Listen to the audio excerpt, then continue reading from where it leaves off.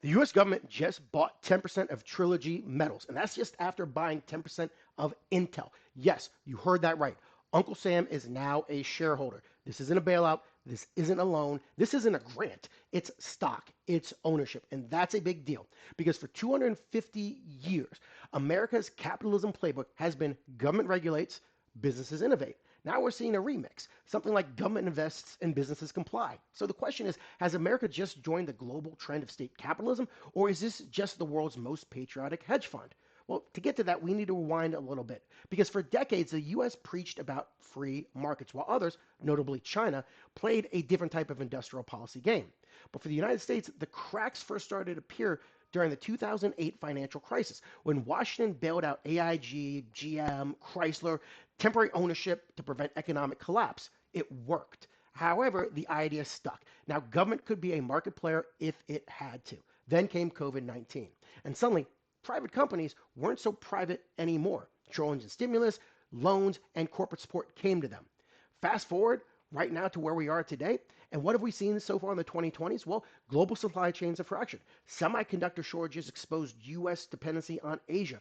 China began weaponizing economic leverage from microchips to minerals. Meanwhile, American firms like BlackRock and Vanguard got politically whiplashed over ESG investing, shifting from 47% support for environmental proposals in 2021 to just 4% by 2024. This shows that if your investment thesis is based off of Washington policy perspectives, when Washington changes, your investment thesis will change. So Washington decided, well, if private capital is squeamish about national priorities, we'll do it ourselves. Enter the American First investment policy. The federal government buying direct equity stakes in strategic companies, not bailouts, not grants, ownership. And here's what Uncle Sam's portfolio looks like so far. Intel, 10% stake, funded through the CHIPS Act, plus a 5-year warrant to buy another 5%. MP Materials, 15% stake. Trilogy Metals, 10% stake. Lithium Americas, 5% stake. U.S. Steel has a golden share. We've gone through these in other videos linked above. So look at them if you want to get some more information. And this is important, and according to the National Economic Council, these investments are just a down payment, potentially the seed for an American sovereign wealth fund. So why is Washington suddenly acting like a venture capitalist? Well, answer is kind of because everybody else is. Let's first start with China, the heavyweight champion of what we would like to call state capitalism, but capitalism is probably not what it is. Let's get into China's military-civil fusion strategy, which blurs the line between the private sector and the People's Liberation Army. Here's how it works.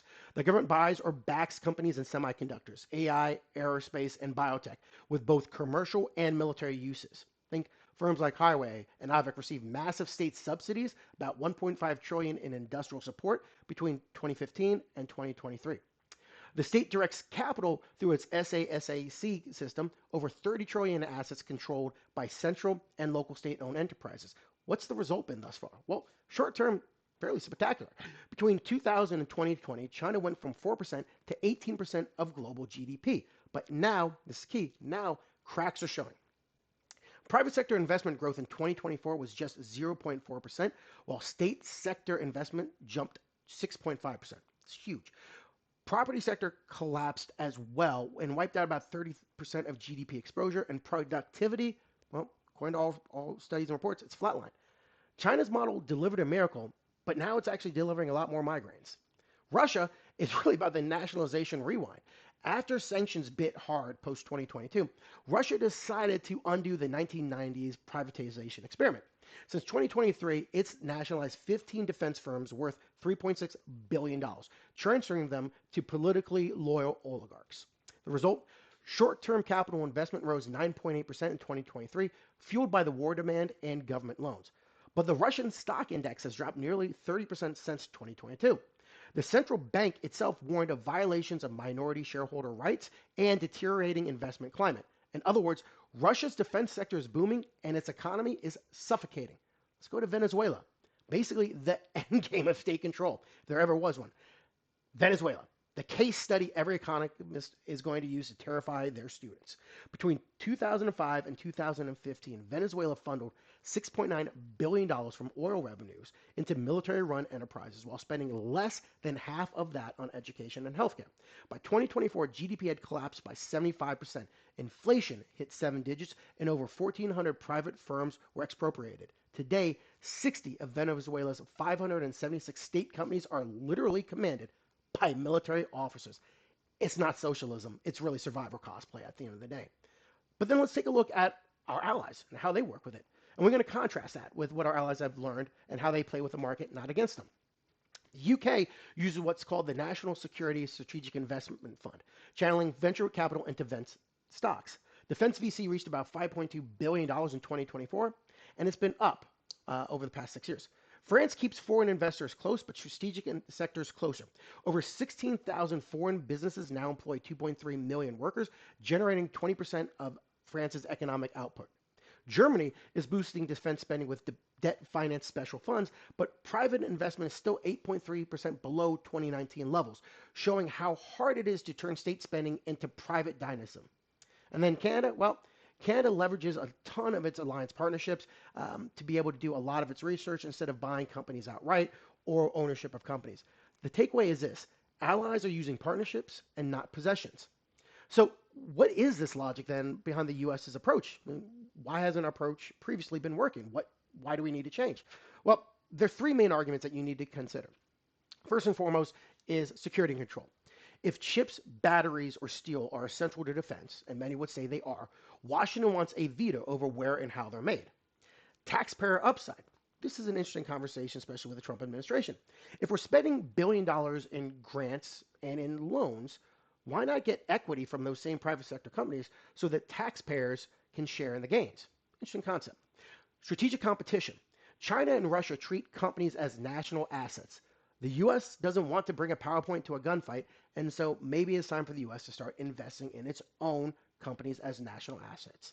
In other words, the state should be a co-investor, not a CEO, and here's why. Because research shows that stock liquidity peaks when government ownership is around 44%. Below that 44% market stability improves. Above that, innovation dies. And history doesn't just suggest caution. It insists on it. Every time governments expand ownership, efficiency eventually tanks. Let me say that again. Every time government expands ownership, efficiency tanks. China's overcapacity crisis, a direct result of state-backed overproduction. Russia's war economy, functioning but hollow. Innovation pipelines collapsed way before Russia even started privatizing defense sector businesses. Venezuela, that's proof that political loyalty doesn't make good CFOs, CEOs, or even companies. Even Germany's modest state enterprise expansion has increased per capita debt by up to 238%. A fiscal canary in the coal mine. Really is that. Really is that. Germany's modest state enterprise expansion increased per capita debt by up to 238%. So while America's 10 to 15% stake seems small, expansion could turn a strategic edge into bureaucratic overreach. And if this is the new American industrial strategy, there are smart ways to do it. Here's a couple ideas. Keep ownership temporary with sunset clauses and exit plans. Limit stakes to be below 20%. Stay well under that 44% danger zone. And to be frank, I like to see it even below that. They shouldn't ever be one of the largest investors on a cap table. Period. End of story. You need to focus only on critical sectors. Think chips, minerals, defense tech. And you need to establish some type of congressional oversight because trillion-dollar investment policies shouldn't run on executive vibes. America's strength has always been innovation, not central planning. The goal isn't to out-China China. It's to outcompete them by staying dynamic, accountable, and yes, capitalist. So is this a bold step into the secure future or the first step down a slippery slope into government boardrooms? That depends on how disciplined we are. Because honestly, as every investor knows, it's easy to get in. Getting out, well, that's really where it's difficult. And that's where you lose your shirt. Thanks for watching.